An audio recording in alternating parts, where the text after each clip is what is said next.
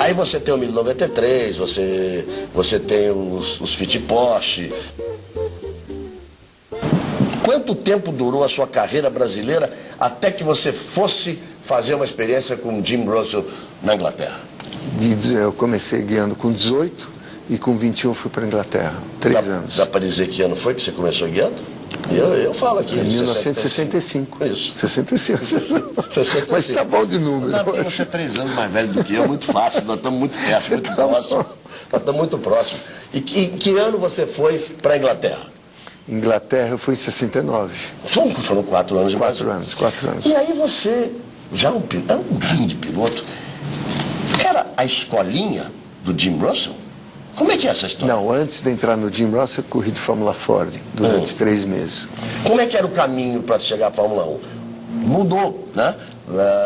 Vamos dizer, na época do Nelson Piquet e do Ayrton Senna, era a Fórmula Ford, a Ford 2000, a Fórmula 3, chegando na Fórmula 1. Igual. Hoje se faz Fórmula Renault, ou Fórmula BMW, aí vai para chegar na GP2 para chegar. O seu era Fórmula Ford, Fórmula 3, é isso? Fórmula Ford, Fórmula 3, Fórmula 2 Tinha e Fórmula 1. Mas é muito igual com a Fórmula 2 era o GP2 de hoje? É o GP2, exatamente que é. E hoje já tem essa GP3, tem o Fórmula Ford, que você pode entrar, Fórmula Renault, GP3, GP2 e Fórmula 1. Tá, mas você foi...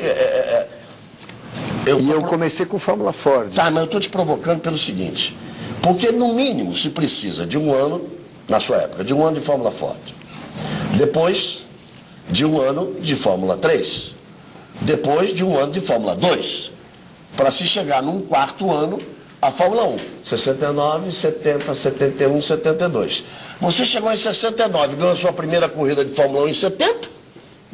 Galvão, tem coisas na vida que eu tive assim muita sorte de ter encontrado as pessoas certas na hora certa, gente que gostava muito de mim, eu gostava muito deles, e que você sabe que na vida tudo é o timing e estar com as pessoas certas, porque corrida de automóvel é um esporte muito individual, mas antes de acontecer, tem o carro, a preparação, o design, o teste, sabe? Lógico. Melhor do que todo mundo aqui no Brasil para chegar lá. E quando eu cheguei na Inglaterra, eu conheci o Dennis Rowland, que era um preparador de Fórmula Ford muito bom, apresentado pelo Jerry Cunningham, que era um ângulo brasileiro, amigo meu, que falou: Emerson, eu vou para a Inglaterra, eu já corri de Fórmula Ford, eu vou te apresentar um cara bom. Você foi correr de Fórmula Ford? Eu fui correr de Fórmula Ford. Quantas corridas você fez? Eu fiz 6 corridas de Fórmula Ford. Das 6 eu ganhei 4, e aí me convidaram para guiar a Fórmula 3, o Jim Russell. No mesmo ano. Aí o Jim Russell te chamou para a Fórmula 3. Aí eu comecei em junho de Fórmula 3 e corri até outubro.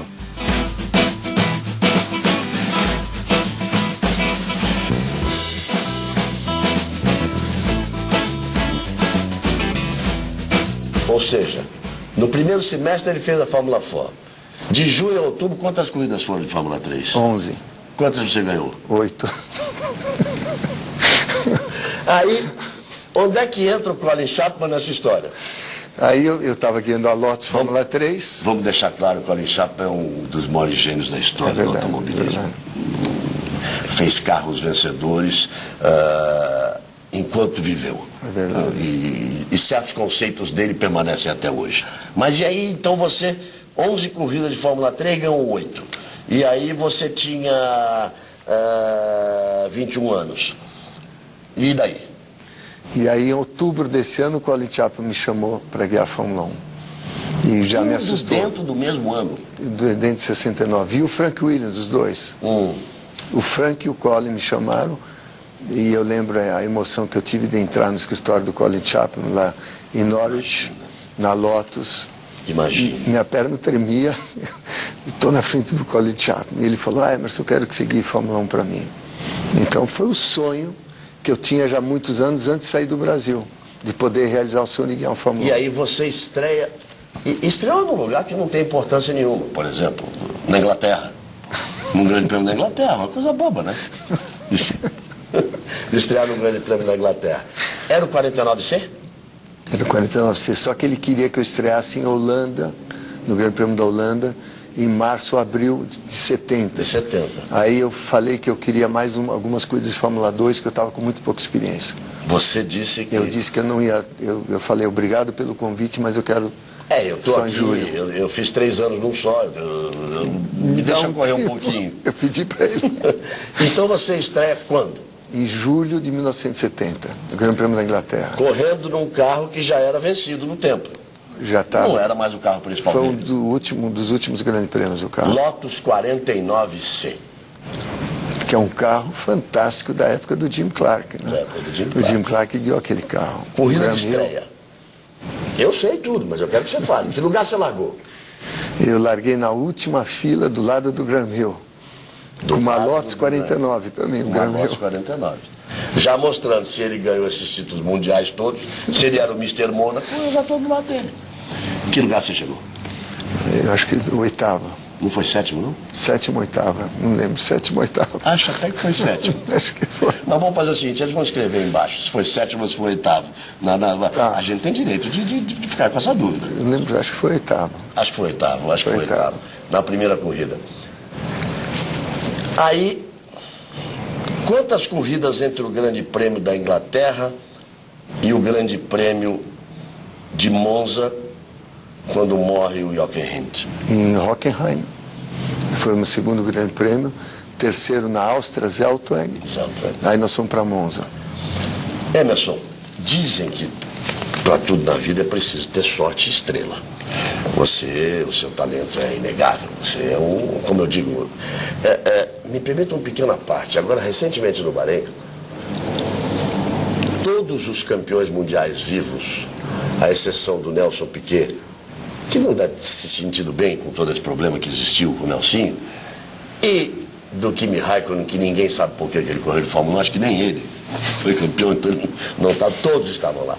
A reverência com esse meu amigo aqui é uma coisa impressionante. A forma com que as pessoas falam com ele. Eu vi como o Jason Button, o atual campeão se referiu, como ele se postou na frente do Emerson. Bacana, bacana. Te emociona isso? Claro Muito que eu sei. bacana, muito bacana. Claro que eu sei que te emociona. Mas é preciso estrela. É lenda também, ou é verdade que o Colin pediu a você que fizesse um teste na pista com o carro e mandou tirar as asas para ver a reação, para você passar isso, e você, louco, entrou no carro sem asa e bateu o carro, é verdade? É verdade, e era o carro zero que ele queria que eu amaciasse para o Jochen Rindt, Era o carro que o Rindt ia correr. que ia andar no sábado no dia seguinte. No sábado, no dia Aí, seguinte. Monza não tinha gincana, muita reta, ele tirou a asa do carro. Você andou sem asa. Andei sem asa nenhuma em Monza, o carro andava muito de final. E deu um pancão. Aí eu estava no fim da reta, olhei no espelho para ver o Jack Brabham chegando com a Brabham. Não queria atrapalhar o Jack Brabham, porque eu estava amaciando o carro do Jochen. O Jochen Rindt disputava o título. Estava liderando o campeonato. Isso. Eu errei, quando eu voltei o olho, eu estava uns 100 metros para frente do limite, sem asa para frear. E falei, vou voar, aqui não para mais o carro. Vou voar sem asa. E o Inácio Giunti com a Ferrari estava começando a virar a curva, eu com as 4 rodas bloqueadas da Lotus, passei em cima da traseira da Ferrari, atravessei uns 100 metros de terra em cima dos barrancos e caí nos eucaliptos com a Lotus. E você imagina, Galvão, meu terceiro grande prêmio, ia ser meu 4º grande prêmio. Você destruiu o carro do cara que ia ser campeão. Do campeão mundial. E voltei para o box com aquela cara, né? E o Colin olhando para mim, o que você fez com o meu carro novo? Eu falei, errei. É duro você falar, né? Errei, olhei no espelho, foi um erro bobo, porque eu olhei no espelho, quando eu voltei já tinha furado 100 metros à frente. Mas aí você destruiu o carro que o Rindt ia correr. E o Colin vira para você e diz assim, então vou pegar seu carro e vou dar para ele. Verdade? É o carro que ia correr, aí o Jochen foi andar no dia seguinte, foi o carro que ele teve um acidente, quebrou. Esse carro teve uma falha. E a falha mecânica. E ele morreu. E ele morreu no dia seguinte de manhã. E pode ser, eu não freava no limite que ele freava, porque o Jochen Rindt era campeão mundial, estava liderando. Eu não sei se eu ia frear, obviamente eu não ia frear do jeito que ele freou, mas podia ter acontecido comigo no dia seguinte.